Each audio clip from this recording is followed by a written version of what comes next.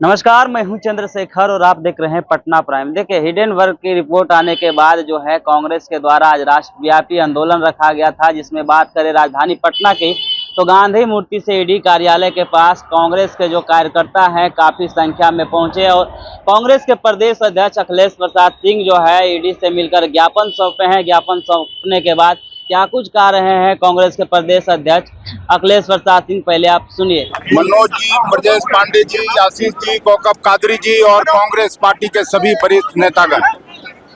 आप सभी जानते हैं एआईसीसी ने फैसला लिया, आदरणीय खड़गे साहब और राहुल जी के नेतृत्व ने फैसला लिया कि जिस तरह से हिंडनबर्ग का रिपोर्ट आया है, उसके बाद भ्रष्टाचार का जिस तरह का खुलासा हुआ है, हमारे नेता राहुल गांधी जी 2023 से ही इस सवाल को उठाते रहे कि किस तरह से 20,000 करोड़ रुपया सेल कंपनियों के माध्यम से अदानी के अकाउंट में आया, किस तरह से अदानी का शेयर प्राइसेस नीचे गया। अदानी के शेयर प्राइसेस में केवल अदानी का पैसा नहीं था, केवल बड़े लोगों का पैसा नहीं था, बल्कि उसमें देश के करोड़ों गरीब जनता का पैसा था और करोड़ों अरबों रुपया उनका बर्बाद हुआ। और हिंडनबर्ग के खुलासे से ये साफ साबित हो गया कि जो रेगुलेटर है इस देश का, सेबी संस्था के रूप में जिसको जानते हैं हम लोग, जिसके बिहार के ही यूके सिन्हा साहब पहले चेयरमैन हुआ करते थे, अजय त्यागी साहब चेयरमैन हुआ करते थे। इस तरह से मोदी सरकार कैसे कैसे जगहों पर सीधे सेक्रेटरी भारत सरकार में बना के, सेबी जैसे संस्था का चेयरमैन बना के, और उनका जिस तरह से लाभ का पद है, इसमें आपको याद होगा कांग्रेस के सभी लोग हैं कि सोनिया जी को भी इस्तीफा देना पड़ा था लाभ के पद पर रहते हुए, और दोबारा चुनाव रायबरेली से उनको लड़ना पड़ा था। तो ये क्या चीज है भाई कि ये नहीं हटेंगे, इनको तुरंत बर्खास्त किया जाना चाहिए। और ईडी जो संस्था है, आए दिनों हर जगह छापेमारी चलती है इनकी, लेकिन देश के जब अरबों रुपया जनसाधारण लोगों का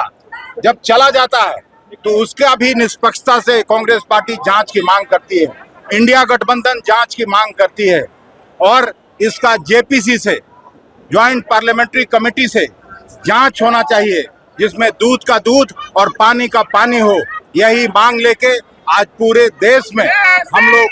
ईडी दफ्तर में जाकर ज्ञापन दे रहे हैं। यहाँ भी आए हैं, अभी कलेक्टर साहब के प्रतिनिधि के तौर पर यहाँ एमएस खान साहब आए हैं, तो हम लोग इनकी बात एडमिनिस्ट्रेशन डीएम साहब के माध्यम से हम लोग अपना ज्ञापन खान साहब को देते हैं, भरोसा करते हुए कि ईडी तक पहुंचा दिया जाए, और नहीं तो हम लोग ईडी दफ्तर का फिर से घेराव करने का काम करेंगे।